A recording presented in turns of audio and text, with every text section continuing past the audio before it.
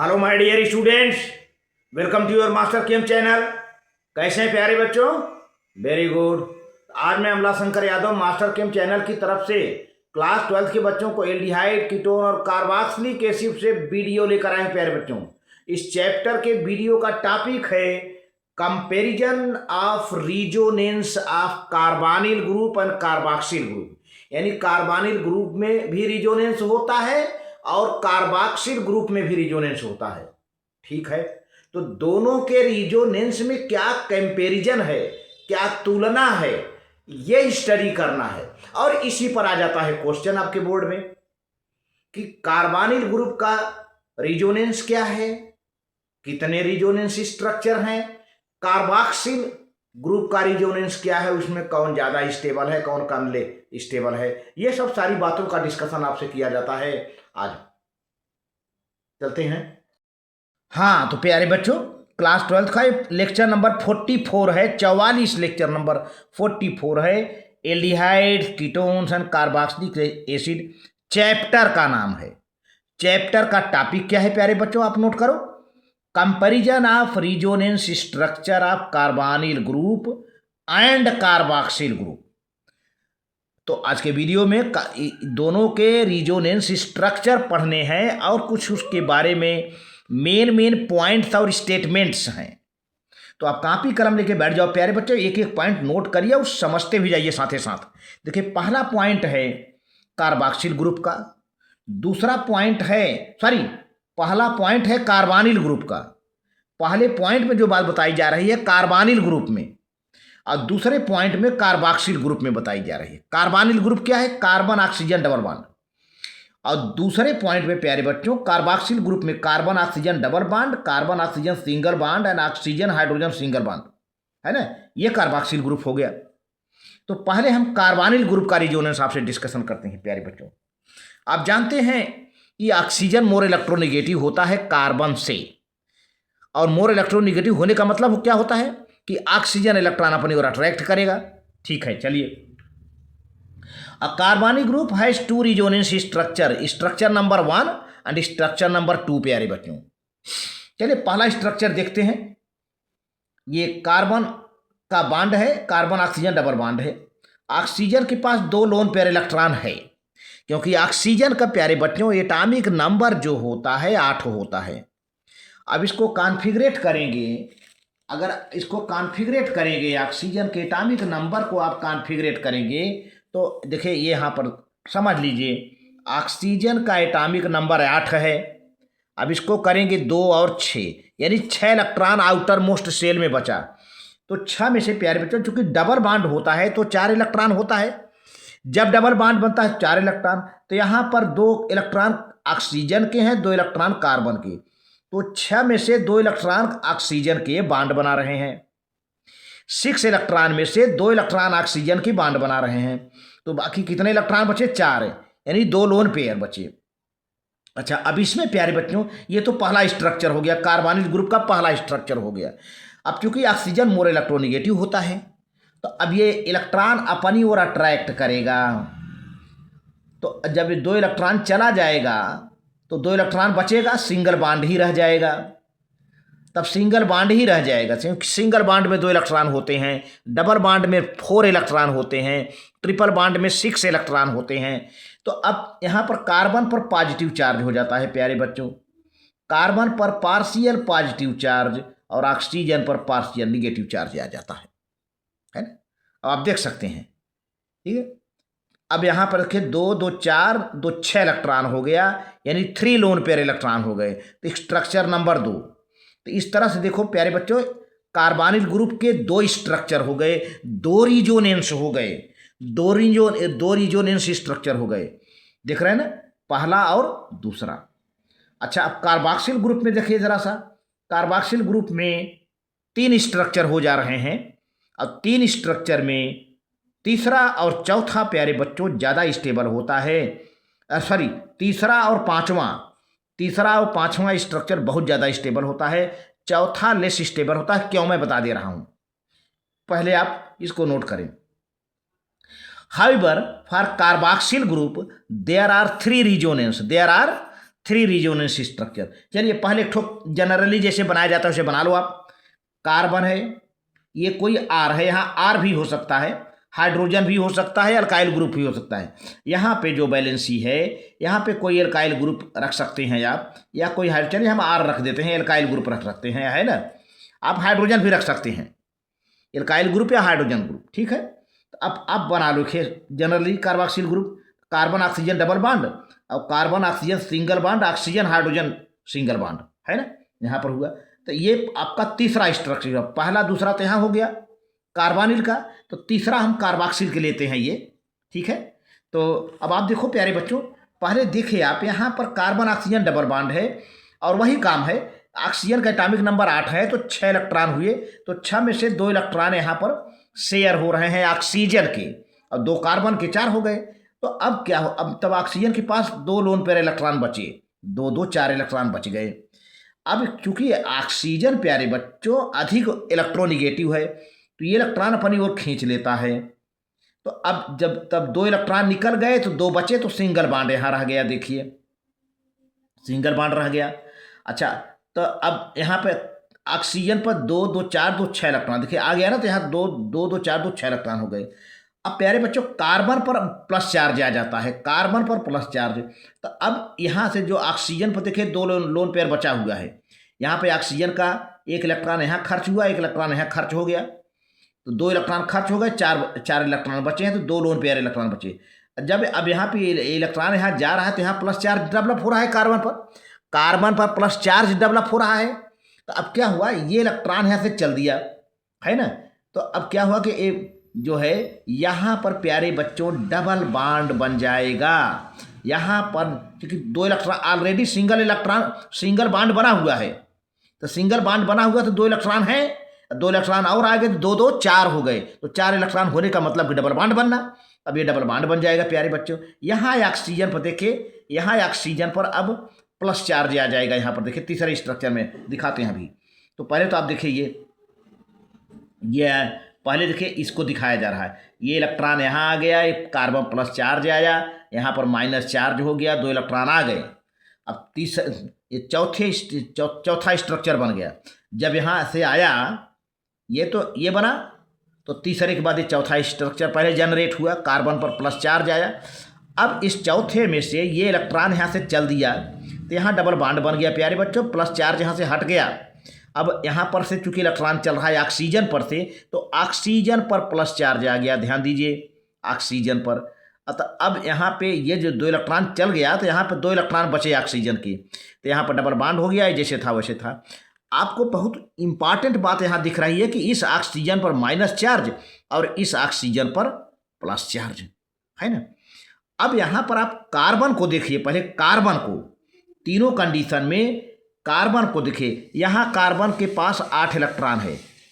अब कार्बन अपना ऑक्टेट पूरा किया है, या कार्बन मेन इंपॉर्टेंट बात मैं यही बताना चाहता हूँ, यहाँ पर कार्बन अपना ऑक्टेट मीन 8 इलेक्ट्रॉन मेंटेन किया है, क्योंकि यहाँ पे 2 इलेक्ट्रॉन हुआ, यहाँ 2 इलेक्ट्रॉन हुआ, 4 हुआ, और 4 4 8 मतलब शेयर का, तो कार्बन ऑक्टेट पूरा कर लिया। लेकिन यहाँ प्यारे बच्चों देखिए, यहाँ पर सिंगल बॉन्ड है, 2 इलेक्ट्रॉन हुआ, यहाँ भी सिंगल बॉन्ड है, 2 इलेक्ट्रॉन हुआ, यहाँ भी सिंगल बॉन्ड है, 2 इलेक्ट्रॉन हुआ, 2 2 4 2 6। यहाँ पर कार्बन अपना ऑक्टेट नहीं पूरा कर पा रहा है, ऑक्टेट की जगह पर 6 इलेक्ट्रॉन है। और यहाँ पर प्यारे बच्चों देखा जाए तो यहाँ पर सिंगल बॉन्ड है, 2 इलेक्ट्रॉन, यहाँ पर सिंगल बॉन्ड है, 2 इलेक्ट्रॉन, 2 2 4, यहाँ पे डबल बॉन्ड है, 4 इलेक्ट्रॉन, 2 2 4 4 8। तो यहाँ पर कार्बन अपना ऑक्टेट पूरा किया है। अतः आप देखो पहले, carbon has 8 electrons more stable, तो कार्बन अपना ऑक्टेट पूरा किया है, इसलिए तीसरा स्ट्रक्चर काफ़ी स्टेबल है, थर्ड स्ट्रक्चर काफ़ी स्टेबल है।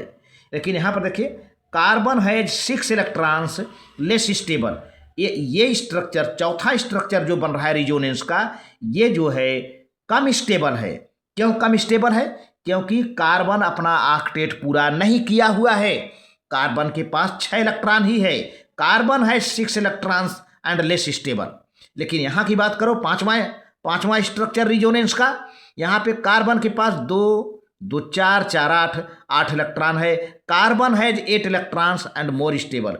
तो इस तरह से कार्बोक्सिल ग्रुप की बात देखा जाए तो कार्बोक्सिल ग्रुप 3 रिजोनेंस स्ट्रक्चर दिखाता है। मैंने पहले बता दिया था 3 रिजोनेंस स्ट्रक्चर में 2 रिजोनेंस स्टेबल हैं, ज़्यादा स्टेबल हैं, मोर स्टेबल हैं। 2 रिजोनेंस मोर स्टेबल क्यों है? क्योंकि दोनों के कार्बन अपना ऑक्टेट पूरा किए हुए हैं। लेकिन तीसरा रिजोनेंस प्यारे बच्चों, मतलब जिसको हम चौथा नंबर दिए हैं यहाँ पर, अपना कार्बन अपना ऑक्टेट पूरा नहीं किया हुआ है, उसके पास केवल 6 इलेक्ट्रॉन हो पा रहे हैं, इसलिए यह लेस स्टेबल है। ठीक है, this is more stable, this is more stable, but this is less stable. तो आप इसको नोट कर लें प्यारे बच्चों, आगे हम प्रोसीड करते हैं। आप इसको नोट कर लें, नोट कर लें प्यारे बच्चों, बहुत बढ़िया, वेरी गुड। ठीक है,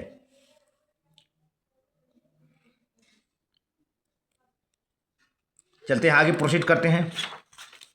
अब देखिए प्यारे बच्चों, यहाँ पर आपने चूंकि स्ट्रक्चर नंबर आपने नोट कर ही लिया है, कार्बोनिल ग्रुप का स्ट्रक्चर नंबर 1 और 2, कार्बोक्सिल ग्रुप का स्ट्रक्चर नंबर 3, तब 4, तब 5 आपने देख लिया, उसी का नाम यहाँ पर रहेगा। आप ध्यान दीजिएगा, in both structure third and fifth, तीसरा और पांचवा आपने अभी देखा है बनवा, तीसरा और पांचवा माने लास्ट वाला, तीसरा और पांचवा, carbon atom has the 2 oxygen atoms have 8 electrons. Carbon atom 2 oxygen atom से लिंक है और अपना 8 इलेक्ट्रॉन मेंटेन किया है in their respective valence shell. While in structure 4 की बात करें, जो बीच वाला स्ट्रक्चर भी मैंने दिखाया था, बीच वाला कार्बोक्सिल ग्रुप का, carbon atom has only 6 electron. हमने बता भी दिया सब कुछ, केवल यहाँ पर आपको रिटेन में बता रहा हूँ। Carbon has only 6 electrons, does structure 4 is less stable. अभी मैंने बताया भी स्ट्रक्चर बनाकर पीछे वही बात कही की जा रही है जो मैंने बताया था। देन स्ट्रक्चर 3 एंड 5, तीसरे और पांचवें स्ट्रक्चर से चौथा स्ट्रक्चर कम स्टेबल है। कम स्टेबल क्यों है? क्योंकि उस कार्बन के पास केवल 6 इलेक्ट्रॉन है, 8 इलेक्ट्रॉन नहीं है, अपना कार्बन ऑक्टेट पूरा नहीं कर पा रहा है। और तीसरे और पांचवें में कार्बन अपना ऑक्टेट पूरा किया हुआ है, जैसा कि आपने अभी देखा। In both these structures carboxyl carbon is electrically neutral. इस तरह से तीसरे और चौथे में चूंकि कार्बन ने अपना ऑक्टेट पूरा कर लिया है, 8 इलेक्ट्रॉन मेंटेन कर लिया है, इसलिए ये कार्बन क्या है? इलेक्ट्रिकली न्यूट्रल है। ये बहुत इंपॉर्टेंट क्वेश्चन है, बहुत इंपॉर्टेंट क्वेश्चन है, इस पर ऑब्जेक्टिव भी आया है कि इलेक्ट्रिकली न्यूट्रल है, इलेक्ट्रिकली चार्ज है कि क्या है ना? तो आप बताओगे इलेक्ट्रिकली न्यूट्रल है किसमें न्यूट्रल है भाई? जिसमें कार्बन अपना 8 इलेक्ट्रॉन पूरा कर चुका है, ऑक्टेट पूरा कर चुका है प्यारे बच्चों। अच्छा, अब चौथा point, however in the case of aldehyde. अब जो ऊपर पहला दूसरा स्ट्रक्चर हमें बनाया था, सबसे पहले कार्बोनिल, अब कार्बोनिल ग्रुप की बात होने जा रही है, कार्बोनिल ग्रुप की बात होने जा रही है, पहला और दूसरा स्ट्रक्चर ध्यान दीजिएगा। However in the case of aldehyde and ketones only one structure is electrically neutral. तो आप सबसे पहला वाला स्ट्रक्चर बना था, नहीं, पहला वाला कार्बोनिल ग्रुप का याद करो। अभी मैंने पन्ना ये मैं दिखा दे रहा हूँ, आप देख लो, ये पहला वाला स्ट्रक्चर, ठीक है ना? ये इलेक्ट्रिकली न्यूट्रल है, ये कार्बन इलेक्ट्रिकली न्यूट्रल है, लेकिन ये कार्बन इलेक्ट्रिकली न्यूट्रल नहीं है, इस पर तो पॉजिटिव चार्ज है भाई। यही आप देख रहे, इसी की बात होने जा रही है। तो however in case of aldehyde and ketones only one structure any first is electrically neutral. As a result the carboxyl carbon of the resonance hybrid is less positive. Carboxyl carbon जो है लेस पॉजिटिव है and the hence less electrophilic than the carbonyl carbon. यही कारण है प्यारे बच्चे, जो carboxyl carbon है रेजोनेंस हाइब्रिड का, वह लेस पॉजिटिव है और हेंस लेस इलेक्ट्रोफिलिक है, कम इलेक्ट्रोफिलिक है देन कार्बोनिल कार्बन। यानी कार्बोनिल कार्बन ज़्यादा इलेक्ट्रोफिलिक है, कार्बोनिल कार्बन ज़्यादा इलेक्ट्रोफिलिक है, क्योंकि कार्बोनिल कार्बन का दूसरा स्ट्रक्चर प्यारे बच्चों पॉजिटिव है।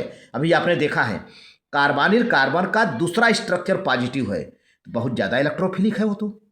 लेकिन कार्बोक्सिल ग्रुप का जो कार्बन है वह लेस पॉजिटिव है। कार्बोक्सिल ग्रुप का कार्बन, ध्यान दीजिए, नामों में जाइए, कार्बोक्सिल ग्रुप का कार्बन लेस पॉजिटिव है, अभी आपने देखा 3 स्ट्रक्चर जो नीचे थे, और वहीं कार्बोनिल ग्रुप का दूसरा कार्बन देखे पॉजिटिव है, दूसरा कार्बन। और देख लो फिर से यहाँ पे देखो, ये दूसरा कार्बन पॉजिटिव है तो ज़्यादा इलेक्ट्रोफिलिक है, लेकिन कार्बोक्सिल ग्रुप में यहाँ पॉजिटिव नहीं है, यहाँ पॉजिटिव नहीं है, यहाँ थोड़ा सा पॉजिटिव है ना।